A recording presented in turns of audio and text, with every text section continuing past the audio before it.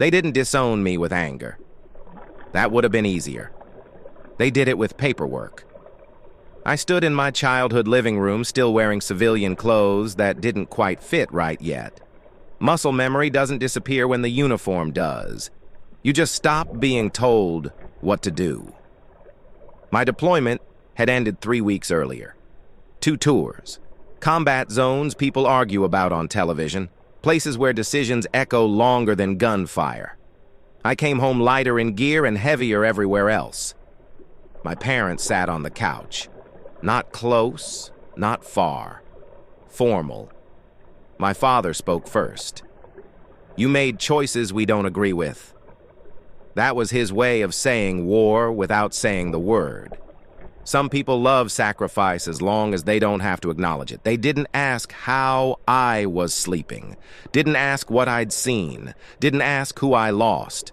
They talked about embarrassment, about family reputation, about how neighbors would see it. My mother cried, not for me, for what people might say. That's when I understood something important. I didn't come home to a family. I came home to an image they were protecting. My father slid a folder across the table. Documents, legal ones, cold ones. "We think it's best if you start fresh somewhere else. Disowned." Without the word ever being spoken. Rejection hurts most when it comes dressed as reason. I didn't argue. Soldiers learn quickly when words won't change outcomes. I picked up the folder, stood up, and looked at them one last time. "I hope you never need the kind of loyalty you just refused," I said. They didn't respond. Outside, the air felt wrong. Too quiet. Too safe. I walked to my car with nothing but a duffel bag and a past no one wanted to claim. What they didn't know, what no one in that room understood, was that the truth they feared was already on its way. I didn't leave town that night. That surprises people. They imagine a dramatic exit, highway lights, music turned up too loud. That wasn't me anymore.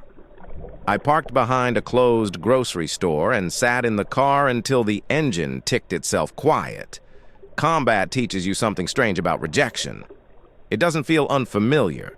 It feels operational. When you've been abandoned under fire, paperwork doesn't scare you. The folder my father handed me sat unopened on the passenger seat. I already knew what was inside. Trusts, property clauses, a clause removing me as beneficiary for cause. They'd planned this, not emotionally, legally. I didn't open it because I didn't need to. What mattered wasn't what they took. It was what they assumed I didn't have. I drove to a motel just outside town, paid cash, no questions asked. I slept 4 hours. That was enough. In the morning, I made 2 calls. Not to family, not to friends, to institutions. The first was the VA. Routine check-in, updated address, status confirmation. The woman on the line paused, then asked me to hold. Pauses are where truth starts to surface. When she came back, her tone had changed. Respectful. Measured. "Sir," she said, "your record is flagged." I didn't ask why. Flags don't appear by accident. The second call was to a number I hadn't dialed in years. My former commanding officer. He answered on the second ring. Said my name, like it still mattered. I told him what happened. Briefly. No emotion. He didn't interrupt. He rarely did. When I finished, he said one sentence. "They don't know who they just cut loose." That was the first time since coming home that I felt seen. Recognition doesn't heal wounds, but it keeps them from festering. By noon, things began moving, not fast, correctly. The VA requested documentation updates, medical evaluations, service verification. Files that hadn't been touched in years were suddenly active. That's when I realized something important. My parents had disowned me, but they had no idea who else I belonged to. The military doesn't forget its own. It just waits until it's asked. I went back to my parents' house once more that afternoon. Not to confront them, to collect the rest of my things. My mother opened the door. Her eyes widened slightly. Not fear, surprise. "You came back," she said. "I'm not here to talk," I replied. "Just to get what's mine." She stepped aside, didn't argue. Inside, the house felt smaller, like it had shrunk around their choices. I noticed something new, a framed newspaper clipping on the hallway wall. My name, my unit, a headline about an incident overseas. Commendation, heroic action, casualties prevented. They had kept it, displayed it, but they never mentioned it in the conversation. People are proud of sacrifice as long as they don't have to acknowledge the cost. I took the clipping down, folded it carefully, put it in my bag. My father watched from the kitchen doorway, silent. "You didn't have to do that," he said. "I know," I replied. "That's why I did." He didn't understand. Not yet. As I walked out, my phone buzzed. Unknown number. I answered. "Is this Sergeant?" The voice began, then corrected itself. "Mr. Ame?" "Yes." "This is the regional office. We need to speak with you immediately regarding your service record." I looked back at the house. At the door, my parents still stood behind. "I'm available," I said. The truth doesn't rush. It arrives when it's needed. That was the moment the balance shifted.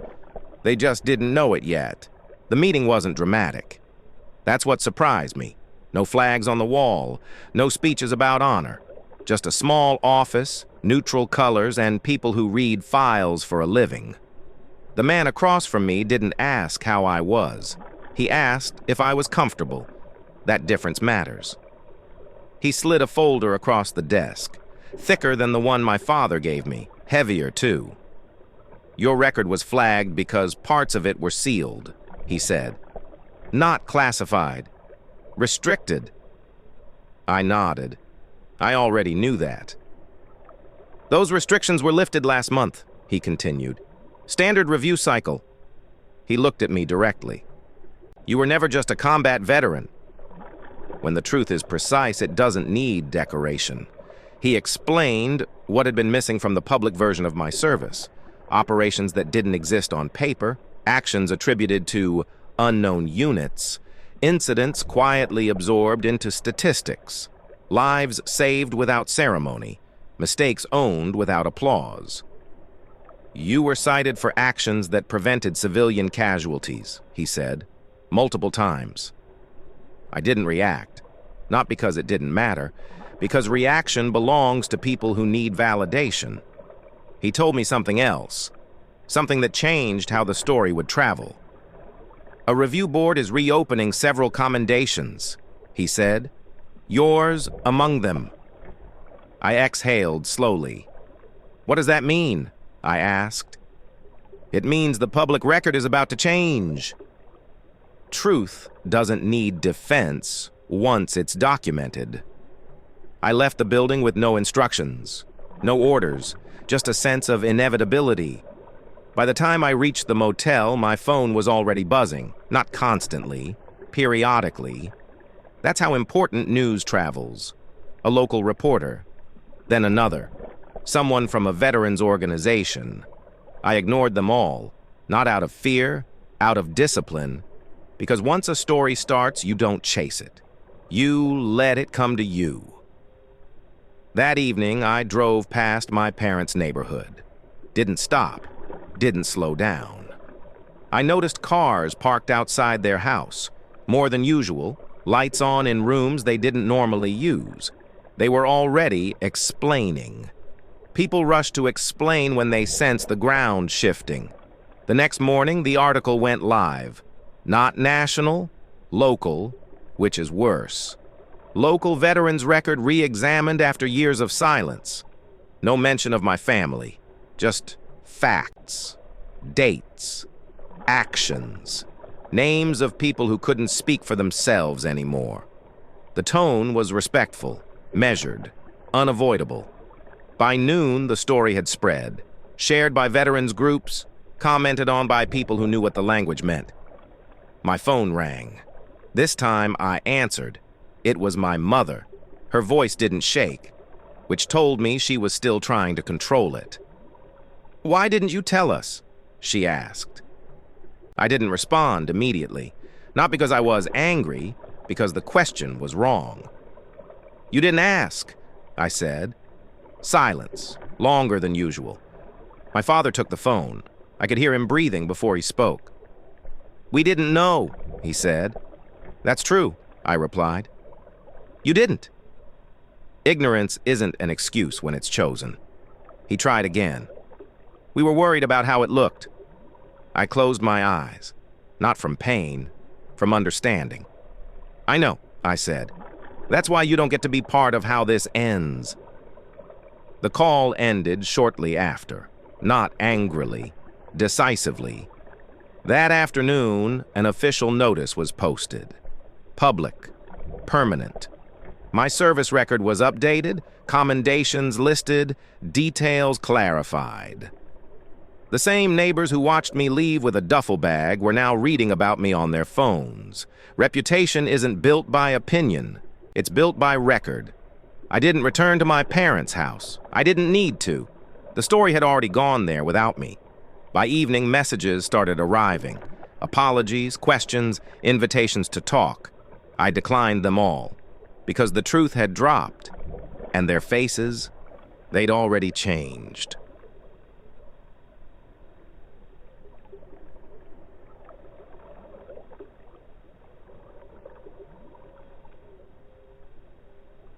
Recognition doesn't knock. It arrives.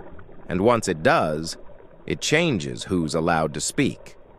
By the end of the week, the story had grown beyond the town. Veterans networks picked it up. Former unit members shared it quietly.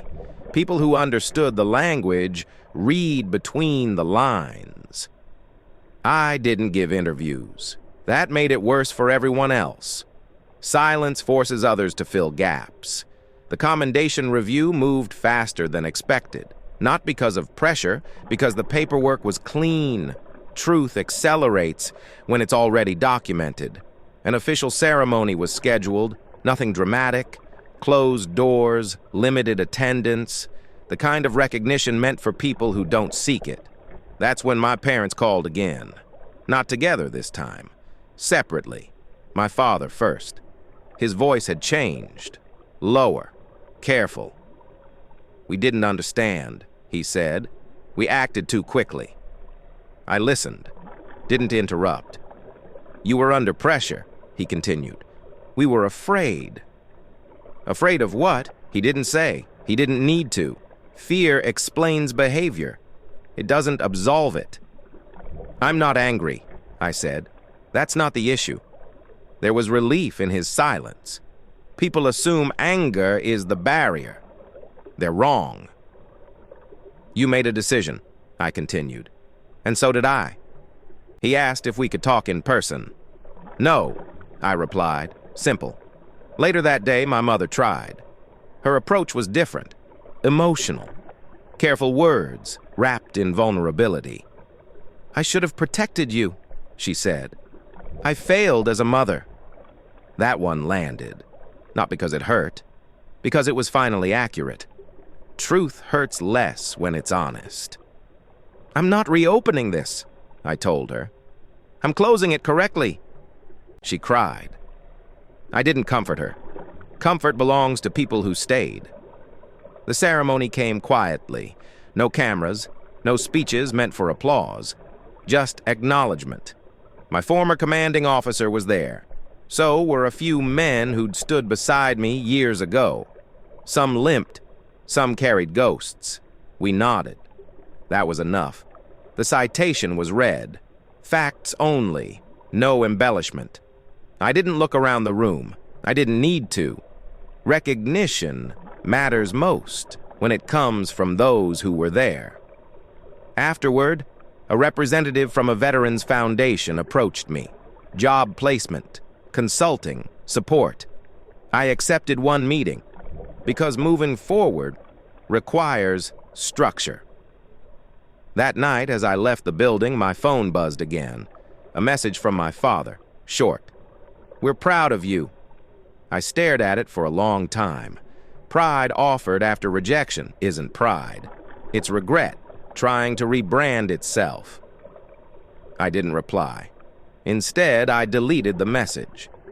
Not out of spite, out of finality, because something important had shifted. They had disowned a combat veteran. They'd done it thinking truth was optional. Now, the truth was public, permanent, and no longer negotiable. And they were realizing something far more painful. You don't get to leave a story and return when it starts to look honorable. Consequences don't arrive with noise, they settle, quietly, into routines that no longer include you. After the ceremony, life didn't change dramatically. That's what most people don't understand. There were no parades, no standing ovations at the grocery store. Just a subtle shift in how doors opened. The veterans' foundation followed through. Structured work, clear expectations. No questions about my past beyond what mattered. I moved into a small place near the city. Nothing sentimental. Functional. Clean. Stability isn't luxury. It's predictability. My parents stopped calling after that. Not immediately. Gradually. First, the long messages turned short. Then the short ones stopped altogether. That's how you know regret has limits. People want reconciliation, not accountability. I heard about them through others. Neighbors asking awkward questions. Extended family adjusting their tone. The same people who once nodded when I left, now looked uncomfortable when my name came up. Reputation doesn't chase people. It waits for them. My parents stayed in the house. Same routines, same social circles. But something had changed. They were no longer narrating the story. They were reacting to it. I didn't reach out, not because I was punishing them, because I was building something else. I reconnected with men I served with, not to relive anything, to ground myself. We talked about normal things, work, sleep, the way time moves differently after certain experiences. One of them said something I didn't expect. "You got out cleaner than most of us," he said. I shook my head. "No," I replied. "I just stopped asking for permission." That became the difference. Months passed. Opportunities solidified. Structure replaced uncertainty. Then one afternoon I received a letter. Handwritten. My mother's handwriting.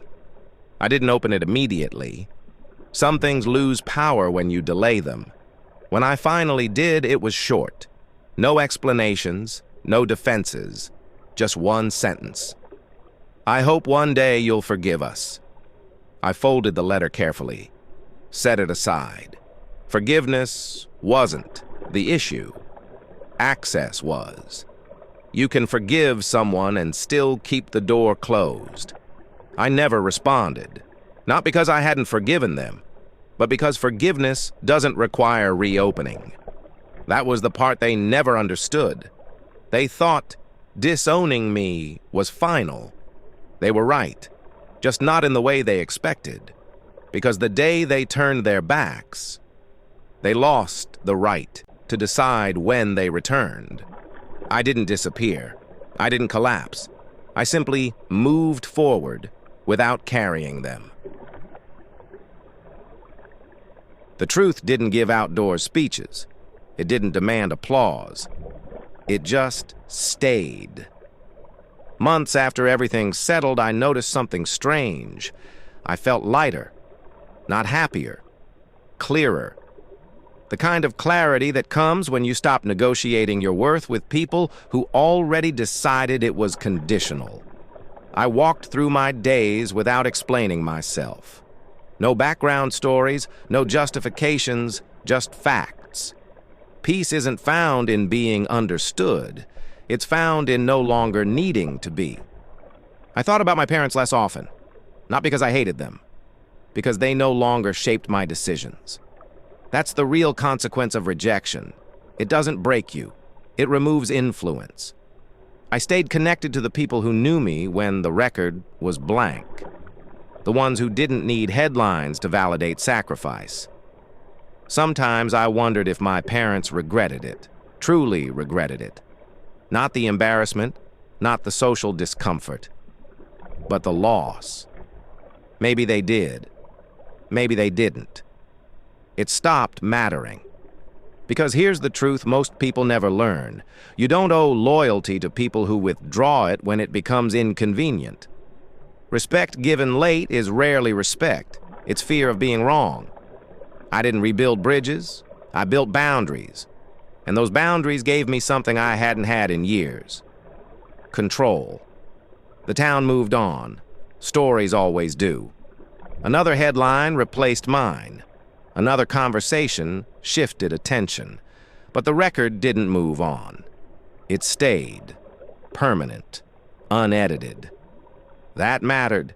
They disowned a combat veteran because they were afraid of what the truth might reveal. When the truth dropped, their faces changed. Not because I demanded it, not because I confronted them, but because truth doesn't need permission to exist.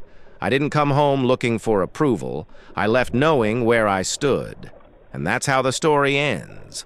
Not with reconciliation, not with revenge, but with something quieter. Self-respect that no one else gets to approve.